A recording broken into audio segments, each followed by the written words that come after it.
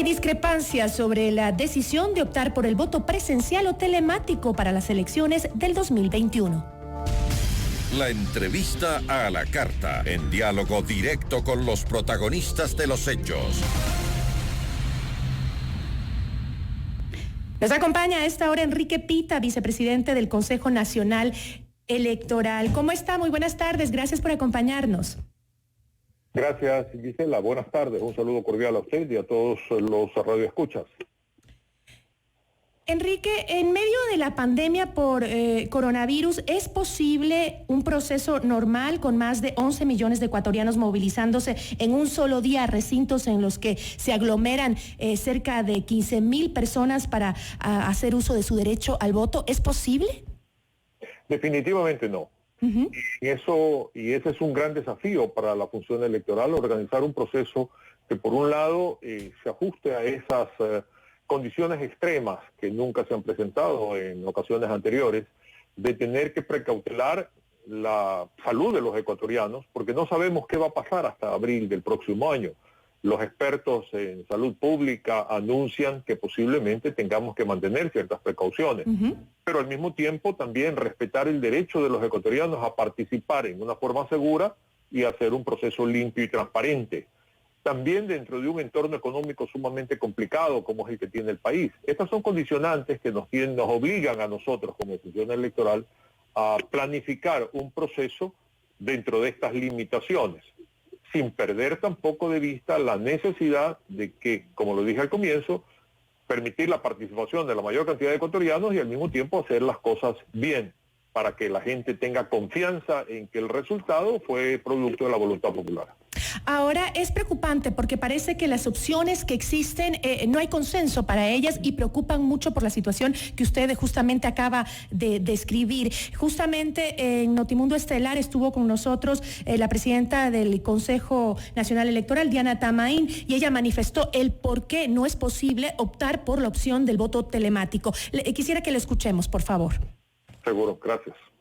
La alternativa de los consejeros Berdesoto y Pita y la que hemos manifestado el consejero Cabrera y mi persona no discrepa en mayor medida, sin embargo tiene que ser sometido a su análisis debido a que hay algunos elementos que no se pueden pasar por alto y además tienen que ser decisiones que se tomen no solamente por los 5 consejeros del Consejo Nacional Electoral, sino por recomendaciones de expertos internacionales en estas situaciones no previstas, jamás pensadas y no planificadas como estaban planificadas hace pocos días, hace 40 días estaba todo ya listo.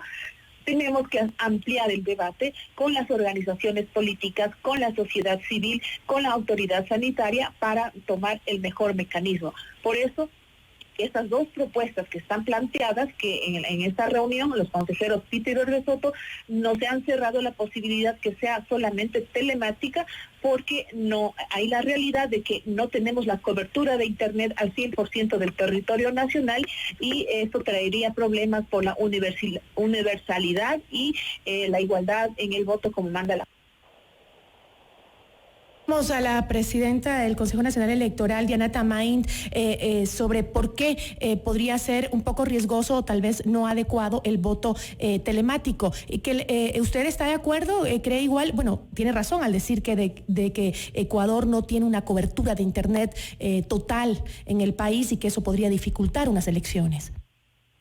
Lo importante es que cualquier decisión que se tome se la realice sobre la base de una investigación en profundidad sobre cuáles son, primero, las posibilidades de implementarlas, segundo, cuáles son las consecuencias y cuáles son las alternativas también que, se desecha una, podrían abrirse con otras instancias. En el caso de la votación telemática que efectivamente Luis Berdesoto y yo hemos venido proponiendo, hay que entender que no se trata del voto electrónico, no es la urna esa en la cual ya han habido experiencias en este país, en otros países también, pero que es una maquinita en la cual el elector se acerca y activa.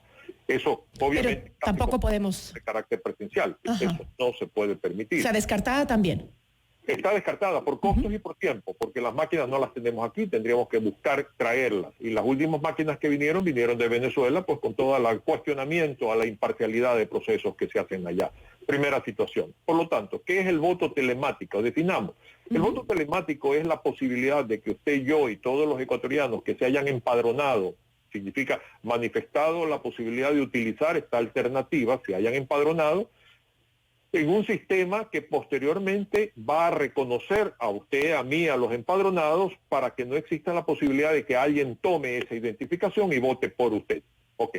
Una vez que se empadronan, se activa esto y el día de las elecciones, usted desde su casa, desde su oficina, desde cualquier sitio, puede acceder al sistema previa obviamente activar lo que corresponde y puede ejercer su derecho a voto. Limitación, el tema de cobertura. Y aquí nosotros tenemos que ser muy claros respecto a que sí existe una cobertura importante, pero no obstante aquello, vamos también a pensar que no porque haya una cobertura importante, pudiéramos desechar el derecho que le asiste a una gran cantidad de ecuatorianos que por no conocer cómo manipular esta situación, cómo empadronarse previamente, incluso cómo votar, no obstante que tengan el celular, tengan la computadora, o puedan no querer, quieran ir presencialmente, se puede pensar perfectamente en una actividad híbrida, mixta. Es decir, si yo, Enrique Pita, deseo votar telemáticamente, hago todo el proceso de inscribirme, empadronamiento, y el día de las elecciones activo. Pero si mañana alguien, cualquiera, desea, no lo hizo por desconocimiento, porque no tenía los recursos, porque simplemente no quiso, bueno, esas personas pueden ir a votar.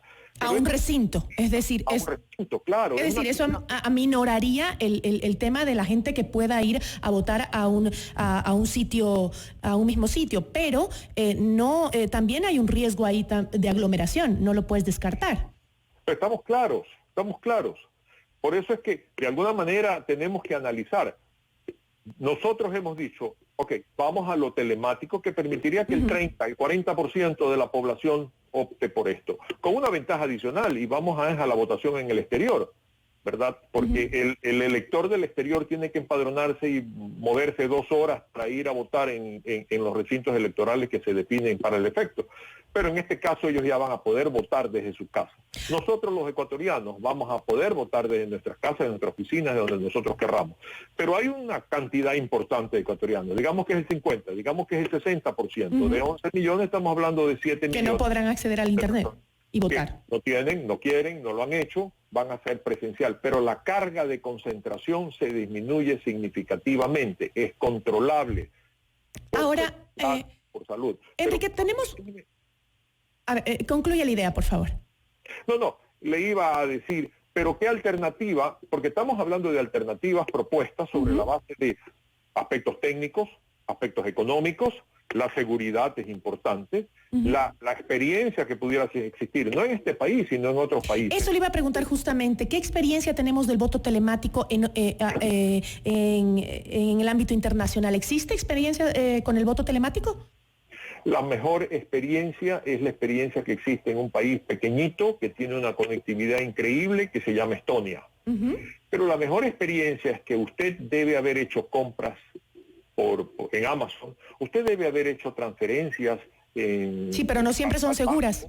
Ese es el temor que creo que tiene la ciudadanía. Pero hay mecanismos que hoy día que tiene que implementar el Consejo Nacional Electoral para que precisamente se encripte la información. No exista la posibilidad de que alguien sepa a dónde votó o por quién votó Gisela o Enrique, y que de alguna manera también tenga la absoluta certeza de que es inviolable. Hoy existen tales situaciones. Lo que pasa es que, por favor, nosotros como autoridades máximas institucional tenemos que dejar nuestras posiciones personales y analizar las posiciones que convengan a un proceso, no lo que yo crea, sino lo que conviene al proceso, a la transparencia del proceso, a la eficiencia del problema. Y dentro de ese análisis, se ha visto cuánto tiempo nos tomará adquirir este tipo de sistemas telemáticos para ¿alcanzamos a las próximas elecciones? Esa es la gran diferencia. ¿Tenemos el dinero? Allá iba. Esa es la gran diferencia de lo que nosotros estamos exponiendo.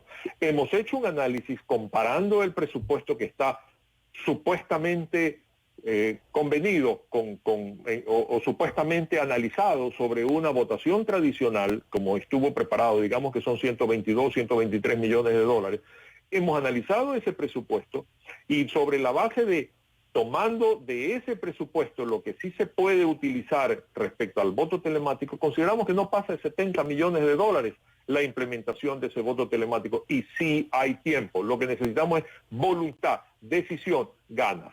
La diferencia del voto presencial puede costar, sacando a los que ya supuestamente se hubieran registrado para el telemático, bajando la carga obviamente, de impresión de papeletas, bajando la carga también de seguridad que hay que contratar con la policía y con militares, consideramos que no cuesta más allá de posiblemente 50 millones de dólares. Por lo tanto, vamos a llegar posiblemente como tope al mismo valor del que estábamos hablando. Pero es que de alguna manera eso por salud es lo que conviene. Porque, ahora, Gisela, no, dígame usted. Porque no, sí, lo que me preocupa es, a ver, si la opción obviamente completamente descartada de que tengamos elecciones presenciales, esa está totalmente descartada. Se descarta también el que se haga a través de computadoras en los centros, porque también es presencial y también tenemos el mismo problema. Y si ahora no hay la posibilidad, ya sea por la conectividad, usted dice que sí es factible en cuanto al tema económico, acceder a una votación telemática. ¿Qué pasa? ¿Es posible que nos quedemos sin elecciones? Eso no puede darse nunca. Eso no puede darse. ¿No? No, ese escenario no lo podemos manejar, porque ya sea que tomemos la decisión de 1, telemático, 2, un híbrido, un mixto, telemático y presencial, 3, un presencial exclusivamente en 3, 4 días, como ha sido planteado por la señora presidenta y por el consejero Cabrera. Pero no puede darse nunca. Tienen que haber elecciones, los ecuatorianos tienen que participar, la institución tiene que tomar una decisión analizando los pros y contras, obviamente lo que conviene al país. Y hay un actor importantísimo en esto, Gisela, que es el factor económico. No podemos nosotros prescindir de analizar las consecuencias económicas de que cualquier alternativa de estas pueda tener respecto a la disponibilidad de recursos que el Estado tiene. No podemos estar divorciados de esa gran realidad. Y eso nos obliga a programar un proceso transparente, eficiente, ¿verdad? Que garantice la voluntad popular, que garantice la salud de los ecuatorianos, pero que también se ajuste a los mínimos necesarios económicos para no golpear más la economía del país. El costo de la implementación del voto telemático, usted dice, podría costar cerca de los 40 millones y está bajo el presupuesto que se tenía previsto para las elecciones. Ahora, si se hace mixto, si se hace, es decir, híbrido, como usted lo llama, es decir, presencial en una parte y también implementando el telemático, eso... ¿el costo se saldría del presupuesto o también se contiene? No, está por debajo del presupuesto, que fue el presupuesto sobre el cual se ha venido anunciando que costaría el próximo proceso por parte de doña Diana Tamaín, de 122 millones de dólares. Sale no más allá de 100 millones de dólares. 20 millones de dólares en un proceso electoral es importante. Quiero hacerle notar a usted algo. Este país tiene uno de los costos más altos de América respecto al elector. Vale más de $10. Cada elector. ¿Cuánto vale en otro país, por ejemplo, por poner un ejemplo? No, usted tiene de $3 para arriba. ¿Y por qué nos cuesta tanto a nosotros? Una media de 5 o 6 dólares. ¿Por qué razón nos cuesta a nosotros tanto? Porque somos artesanales. Porque seguimos trabajando sobre la misma sobre la misma forma tradicional. Muy artesana. ¿Qué significa artesana? No improvisamos nada nuevo dentro de toda esta disponibilidad que existe actualmente. La tecnología, estamos hablando. Sí, tecnología. Pero también es cierto, y déjeme decirle, que no necesariamente la responsabilidad es de la función electoral. Las organizaciones políticas prefieren esta forma de elección tradicional porque sienten que la pueden mirar más de cerca.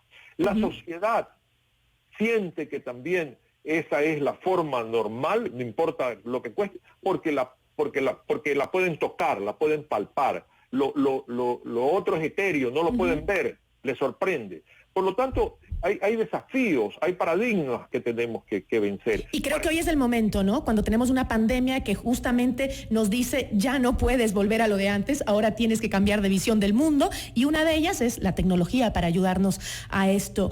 ¿Cuánto tiempo tienen para definir esta situación, para definir cómo hacemos el voto en las elecciones del 2021? Debimos haberlo hecho ayer, hace 2 días, hace 3 días. El tiempo se nos vino encima. Mire usted, y eso es lamentable, 42 días nos hemos demorado para sentarnos a comenzar a conversar sobre estas cosas. Y aún así seguimos discutiendo. Pero estas discusiones se hacen en profundidad sobre la base técnica, no sobre la base de criterios que se me antojan, no sobre la base del estómago, sino sobre la base de situaciones analizadas en profundidad, con mucha profundidad. No podemos nosotros incluso involucrar a nuestros funcionarios a que sean aquellos que opinen sobre situaciones que a nosotros nos corresponde asumir finalmente. El funcionario electoral no puede tomar partido de estas cosas y comenzar a hacer opinión pública para descalificar o para apoyar a mi organización. Pero, consejero, tampoco se pueden, por más profundidad que hay que darle al tema, no se pueden tomar mucho tiempo porque las elecciones se nos vienen encima. Estoy de acuerdo con usted. Ese es el gran desafío. Nosotros, y voy a hablar por De Soto y por mí, nosotros hemos presentado el análisis, incluso el análisis técnico, el análisis económico de cómo llevar adelante la alternativa. Estamos listos a sostenerlo en el nivel y en el foro que corresponde.